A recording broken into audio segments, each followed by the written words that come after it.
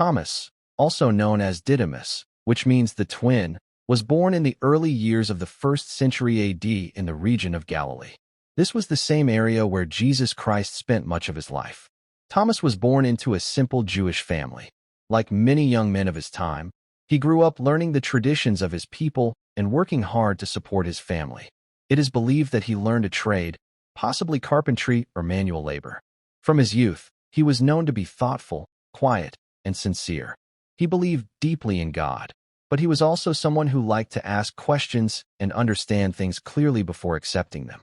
As Thomas grew into adulthood, the land of Judea and Galilee was filled with hope and expectation. Many people were waiting for a messenger of God.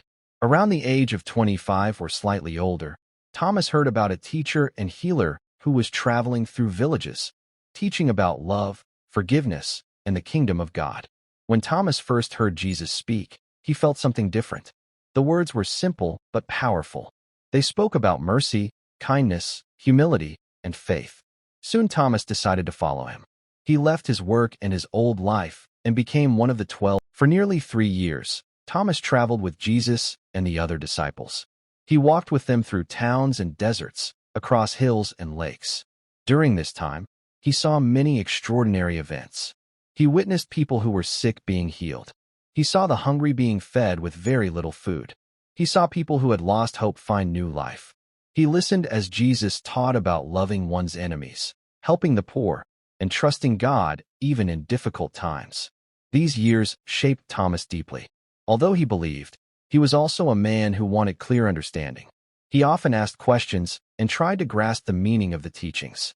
One of the most difficult times came when Jesus was arrested and later crucified in Jerusalem. Thomas was heartbroken. The disciples were afraid and confused. They felt that everything had been lost. A few days later, some of the disciples said that Jesus had risen again and had appeared to them. Thomas was not present when they first saw him. Because of his honest and questioning nature, he found it hard to believe. He said that he would not believe until he saw with his own eyes. Later, when Jesus appeared again and showed his wounds, Thomas believed with all his heart. From that moment, his faith became stronger than ever. He understood that truth should be accepted fully once it becomes clear. After Jesus ascended to heaven, the disciples gathered to pray and prepare for their mission. They believed that their responsibility was to carry the message of love, truth, and salvation to the whole world. According to early Christian traditions, Thomas was chosen to go toward the eastern lands, far beyond the Roman world. This mission required courage because the journey was long and dangerous. Around the early 30s AD, Thomas left Jerusalem and began traveling. He first moved through the regions of Syria and Mesopotamia, which are parts of present-day Iraq. These lands were culturally diverse and had many languages. Thomas met traders, travelers, and local people. He spoke about God's love and the teachings of Christ. He emphasized peace, kindness, and faith. Some people listened with curiosity, while others accepted his message. He formed small groups of believers who gathered for prayer and support. However, he also faced suspicion and rejection. Some religious leaders saw him as a threat, and some rulers did not want new teachings to spread among their people. From there, Thomas continued eastward into Persia, the land that is today Iran. He spent several years there. He traveled from city to city, teaching people about serving God and caring for one another. The journey was difficult. Roads were unsafe, and there were many dangers. Sometimes he had very little food or shelter. Yet he continued with patience and faith. He taught that love and compassion were more powerful than fear. He also encouraged his followers to help the poor, forgive enemies, and remain faithful in hardship. After many years, Thomas moved further east and north. According to ancient traditions, he traveled through regions that are now Afghanistan and the ancient land of Gandhara. This area included parts of present-day northern Pakistan, including places such as Taxila. In these regions, many cultures and religions existed. Traders from different countries passed through. Thomas spoke to them and shared the message of hope and righteousness.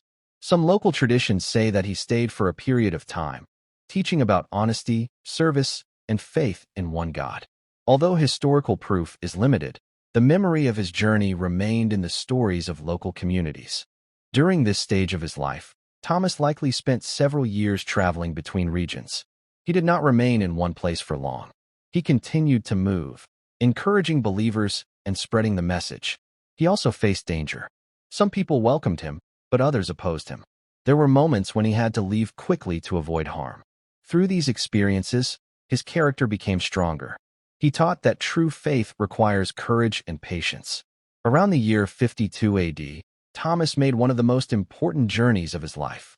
He crossed the sea and reached the southern part of India, especially the coastal region of Kerala. This area was already connected to trade routes, and many foreign travelers visited it. Thomas found people who were open to learning new ideas. He began teaching about love, prayer, forgiveness, and hope. He spoke about the life and teachings of Jesus. Many people were moved by his words and his sincerity. He did not force anyone to change. Instead, he taught gently and patiently. In Kerala, Thomas established strong communities. He guided people in prayer and worship. He encouraged families to help one another and live peacefully. He spent many years there, traveling to nearby towns and villages. He is believed to have spent nearly 20 years in southern India. During this time, he trained leaders and teachers who could continue the work. These communities later became known as the followers of Thomas and continue to exist even today. However, success also brought challenges.